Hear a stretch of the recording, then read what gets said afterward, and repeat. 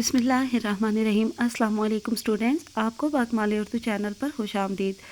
Students, آج کل تو خیر ہم جماعت داہوں کی اردو کی ٹیسٹ سیریز کر رہے ہیں، لیکن میں آپ کو پہلے ہی بتا دوں کہ ابھی اس کا آج ٹیسٹ نمبر 8 تو ہم کریں گے، لیکن اس کے بعد جو ہے ہاف بک اور فل بک کا جو ٹیسٹ تیار کیا ہوا ہے وہ میں آپ کو بعد میں کرواؤں گی۔ جماعت داہوں کی اردو کی ٹیسٹ سیریز کے آخری 2 ٹیسٹ جو ہے وہ ہم بعد میں کریں گے، لیکن کل سے انشاءاللہ میں آپ کو جماعت ناہم کی ایک اور سبجیکٹ کی ٹیسٹ سیریز یعنی اسلامیات کی ٹیسٹ سیریز انشاءاللہ کل سے شروع کرواؤں گی، ٹھیک ہے؟ تو چلیے آج ہم کلاس داہم کی ٹیسٹ سیریز میں سے ٹیسٹ نمبر 8 دیکھتے ہیں۔ مضمون اردو ہے ہمارے پاس، اور یہاں پہ ہمارے پاس حصہ اول ہے ٹیسٹ نمبر 8 کا،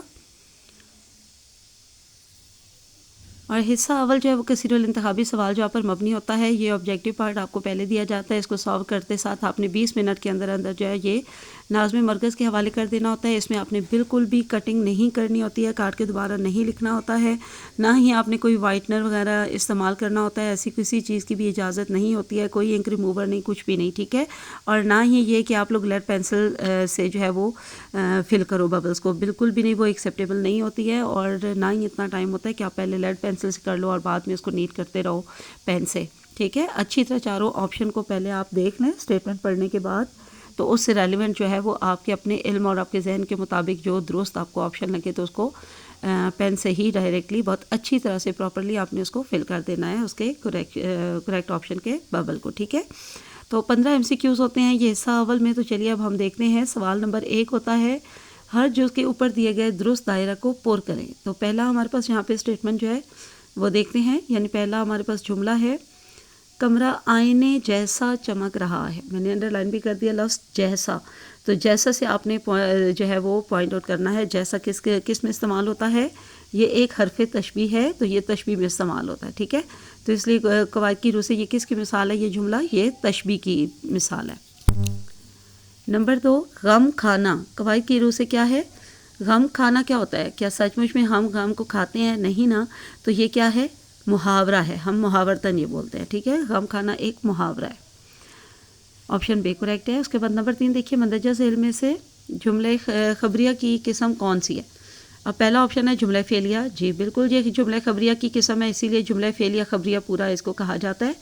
پھر بھی ہم آگے بھی آپشن دیکھ لیتے ہیں۔ اگلا آپشن ہے بے جملہ اسمیہ، تو بالکل یہ بھی جملہ خبریہ کی قسم ہے، جملہ اسمیہ خبریہ کہا جاتا ہے اسے۔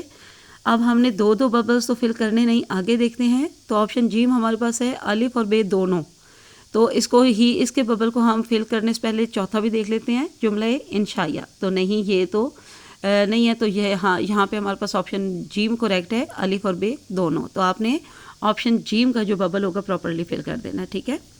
اب آگے دیکھتے ہیں نمبر 4 پہ ہمارے پاس جملہ ہے فریدہ ذہین تھی اس جملہ اسمیہ میں۔ اب دیکھیں کیونکہ فریدہ مسند علیہ ہے، یہ بھی اسم ہے، یہ تو چلے ہر طرح کے جملے میں اسم ہی ہوگا۔ آگے خبر اس کو مسند کو ہم دیکھیں گے، مسند جو ہے وہ بھی اسم ہے، تو اس کا مطلب ہے کہ جملہ اسمیہ ہے، اور ان کے ساتھ جو تھی، ہے، تھا، تھی، ہیں، گا، گی، گے وغیرہ آتا ہے، یہ زمانے کو ظاہر کر رہا ہوتا ہے، اور فعل ناقص ہوتا ہے کیونکہ یہ اکیلا کوئی معنی نہیں دیتا، ٹھیک ہے؟ تو اب انہوں نے پوچھا کہ اس جملہ اسمیہ میں تھی جو ہے وہ قواعد کی روح سے کیا ہے؟ تو یہ فعل ناقص ہے، جملہ اسمیہ میں فعل ناقص آتا ہوتا ہے، ٹھیک ہے؟ آگے دیکھتے ہیں جی نمبر 5 پہ، کامران نے کار خریدی اس جملہ فعلیہ میں۔ اب خریدی سے پتہ چل رہا ہے کہ جملہ فعلیہ ہے، کیونکہ خریدی ایک ایکشن ہے، کام ہے، حرکت پائی جا رہی ہے، ٹھیک ہے؟ تو اس جملہ فعلیہ میں نے کو قواعد کی روح سے کیا کہیں گے؟ میں پہلے بھی آپ کو یہ کروایا ہوا ہے، تو نے ہمیشہ علامت فاعل کہلائے گا، ٹھیک ہے؟ ویسے تو یہ حرف جار ہوتا ہے، لیکن آپ نے جملہ فعلیہ میں یہ ہمیشہ علامت فاعل ہوگا، آپ نے آپشن الف کو کریکٹ کرنا ہے، علامت فاعل، ٹھیک ہے؟ نے ہمیشہ علامت فاعل ہوگا جملہ فعلیہ میں۔ نمبر 6 میں دیکھتے ہیں، مسدس کا ہر بند ڈیش مصروں پر مشتمل ہوتا ہے، یہ بھی بہت بار کیا آپ نے، آپشن دال کریکٹ ہے 6، مسدس کے 6 مصرے ہوتے ہیں، ٹھیک ہے؟ مسدس نظم جو ہوتی ہے اس کے ہر بند کے 6 مصرے ہوتے ہیں۔ نمبر 7 دیکھیے، مندرجہ ذیل میں جملہ معترضہ کی نشاندہی کریں۔ میں نے آپ کو بتایا ہوا ہے جملہ معترضہ وہ جملہ ہوتا ہے جو اصل جملے کے اندر کوسین میں لکھا جاتا ہے، کوسین کے اندر کے جو الفاظ ہوتے ہیں ان میں وضاحت یا طنز پایا جاتا ہے، ٹھیک ہے؟ اصل جملے کے بارے میں کوئی وضاحت ہوتی ہے یا کوئی طنز پایا جاتا ہے، تو وہ جو بریکٹ کے اندر یعنی کوسین کے اندر جو الفاظ ہوتے ہیں ان کو جملہ معترضہ کہا جاتا ہے۔ تو یہ جو 4 آپشن ہیں ان میں باقی تینوں میں کہیں نہیں ہے، لیکن آپشن بے میں ہمارے پاس 2 جگہ پہ کوسین موجود ہے، تو اس کو پڑھتے ہیں آپ کو اندازہ ہو جائے گا کہ اس میں وضاحت پائی جا رہی ہے۔ مولوی عبدالحق ضلع میرٹھ پور کے گاؤں میں پیدا ہوئے۔ مولوی عبدالحق کون ہے؟ تو اس کی وضاحت کے لیے بریکٹ میں لکھا گیا بابائے اردو ہیں۔ گاؤں میں پیدا ہوئے، کون سے گاؤں میں؟ تو گاؤں کا نام یہاں پہ واضح کر کے وضاحت کے لیے لکھا گیا ہے ہاپڑ میں، ٹھیک ہے۔ تو یہ آپشن بے جو ہے یہ کریکٹ ہے، اس میں جملہ معترضہ پایا جا رہا ہے۔ نمبر 8 دیکھیے، کس ادبی اصطلاح کے مجازی معنی لغوی معنوں سے کچھ نہ کچھ تعلق تو رکھتے ہیں مگر ان میں تشبیہ کا تعلق نہیں ہوتا ہے، ٹھیک ہے۔ تو تشبیہ کا تعلق تو مجاز مرسل میں بھی نہیں پایا جاتا ہے، لیکن معنی میں جو اصطلاحی مجازی معنی ہوتے ہیں ان میں لغوی معنوں کا اگر کچھ نہ کچھ تعلق پایا جا رہا ہو نا تو یہ کنایہ ہوتا ہے، ٹھیک ہے۔ لیکن کنایہ میں بھی تشبیہ کا تعلق نہیں ہوتا ہے، اس کے دونوں طرح کے معنی کے درمیان، ٹھیک ہے نا۔ آگے دیکھتے ہیں نمبر 9، بزرگ آدمی نے کہا میرے سفید بالوں کا کچھ تو خیال کرو۔ قواعد کی روح سے یہ جملہ کس کی مثال ہے؟ سفید بال کس کا کنایہ ہے؟ کنایہ ہے، یہ کنایہ کی مثال ہے، ٹھیک ہے۔ تو سفید بال جو ہے وہ کنایہ ہے بزرگی کا، عمر زیادہ ہونے کا، ٹھیک ہے، بڑی عمر کو ہونے کا۔ آگے دیکھتے ہیں جی نمبر 10، مندرجہ ذیل میں کس ادبی اصطلاح کے لغوی معنی چھپی ہوئی، مبہم یا پوشیدہ بات کے ہیں؟ تو یہ بھی کنایہ ہے۔ کسی نغمے میں موجود ٹیپ کے مصرے کو موسیقی کی اصطلاح میں کیا کہتے ہیں؟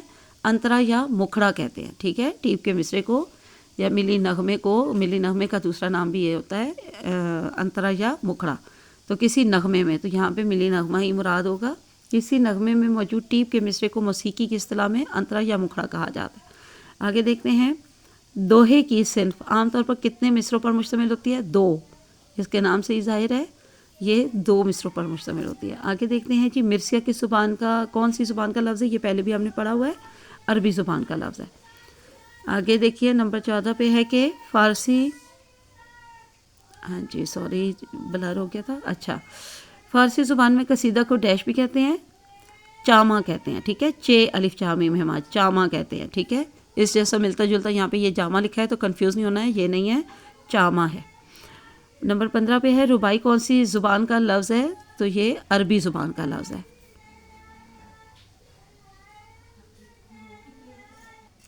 جی تو اب ٹیسٹ نمبر 8 جماعت داہم مضمون اردو کا ہمارے پاس حصہ 2 میں جو کل 30 نمبر کا ہوتا ہے، اور اس میں سوال نمبر 2 ہوتا ہے ہمارے پاس جو کہ 3 اجزاء پر مشتمل ہوتا ہے، ٹھیک ہے۔ پہلا جز جو ہوتا ہے وہ جز الف، وہ حصہ نثر ہوتا ہے جس میں تفہیم عبارت دی جاتی ہے آپ کو، اب مزید وضاحت کی ضرورت نہیں، یہ 14 نمبر کا سوال ہوتا ہے۔ عبارت کو اچھی طرح دیکھ لیں،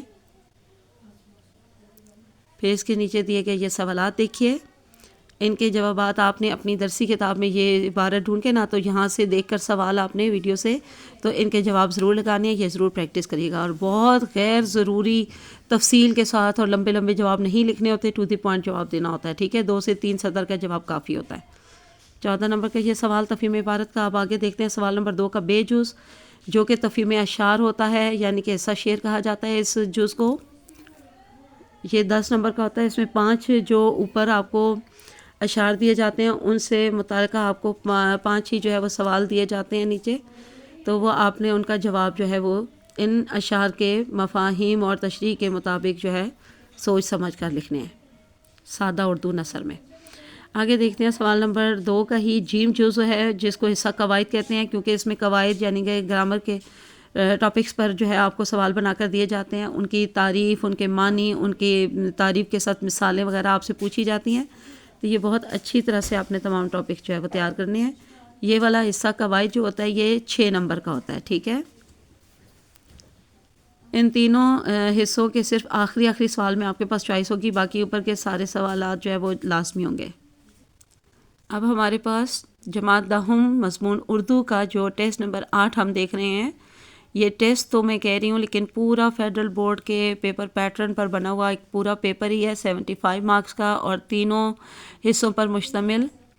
تو یہاں حصہ 100 میں ہمارے پاس ٹیسٹ نمبر 8 کا جو کہ 30 نمبر کا ہے، اس میں یہ سوال نمبر 3 سے شروع ہوتا ہے، اور اس میں 2 آپ کو پیراگراف دیے گئے ہوتے ہیں، جن میں سے ایک پیراگراف کی آپ نے تفصیلی 1.5 سے 2 پیج کی تشریح لکھنی ہوتی ہے۔ تو یہ یہاں سے آپ پیراگراف دیکھ کے تو ضرور یہ تیار کیا کریں، ان میں کوئی مشکل الفاظ ہوتے ہیں تو ان کے معنی یاد کیا کریں، اور تفصیلی تشریح کرنے کی مشق ضرور کیا کریں. 5 نمبر کا یہ سوال ہے. اس کے بعد ہمارے پاس آ گیا سوال نمبر 4 حصہ سو میں. پھر سوال نمبر 4 جو ہے وہ نظمیہ جز کی تشریح ہوتی ہے. 2 مختلف نظموں میں سے آپ کو بند دیے جاتے ہیں اور ان میں سے کوئی سا ایک کرنا ہوتا ہے, چوائس ہوتی ہے. 5 نمبر کا ہے یہ بھی, اور 1.5 سے 2 صفحات کی آپ نے لازمی تفصیلی تشریح کرنی ہے. ٹھیک ہے. اس کے بعد ہمارے پاس آ گیا سوال نمبر 5. یہاں پہ غزلیہ جز ہیں ہمارے پاس, 2 اجزاء ہیں اور دونوں میں سے کسی ایک جز کی آپ نے تشریح کرنی ہے. یہ بھی 1.5 سے 2 پیج کی تفصیلی آپ نے کرنی ہے اور 5 نمبر کا یہ سوال ہے. آگے ہمارے پاس آ گئی ہے سوال نمبر 6 میں درخواست. تو درخواستیں ساری مختلف موضوعات پر آپ کو یہ دی گئی ہیں اور یہ ساری وہ درخواستیں ہیں جو کہ فیڈرل بورڈ کے پیپرز میں, پاسٹ پیپرز میں یہ آ چکی ہیں. سارے امپورٹنٹ یہ ٹاپکس ہیں, تو یہ آپ نے لازمی درخواستیں اچھی طرح تیار کرنی ہیں. اور درخواستوں کے جو خاکے ہوتے ہیں, یعنی کہ starting pattern and ending pattern, وہ بالکل پراپر ہونا چاہیے. اس کے مخصوص نمبر ہوتے ہیں. ٹھیک ہے. 5 نمبر کی درخواست ہے. آگے دیکھتے ہیں سوال نمبر 7. اس میں آپ کو 2 مضامین دیے جاتے ہیں اور ان میں سے کوئی سا ایک کرنا ہوتا ہے, اور یہ کم سے کم بھی 500 سے 600 الفاظ پر مبنی تفصیلی مضمون لکھنا ہوتا ہے, کیونکہ اس کے لیے آپ کو 3 صفحات بھی دیے گئے ہوتے ہیں اور یہ ہوتا بھی 10 نمبر کا سوال ہے. ٹھیک ہے. آپ کے لیے یہ آسانی ہے کہ دونوں جو موضوع آپ کو دیے جاتے ہیں ان دونوں کے آپ کو جو ہے یہ 5 اہم نکات, خاکے, اشارات جو بھی کہہ لیں, یہ دیے ہوئے ہوتے ہیں اور انہی پر آپ نے پیراگراف بنا کر جو ہے وہ تفصیلی مضمون تحریر کرنا ہوتا ہے. تو چلیے آج کے لیے اتنا کافی ہے. اللہ حافظ. فی امان اللہ.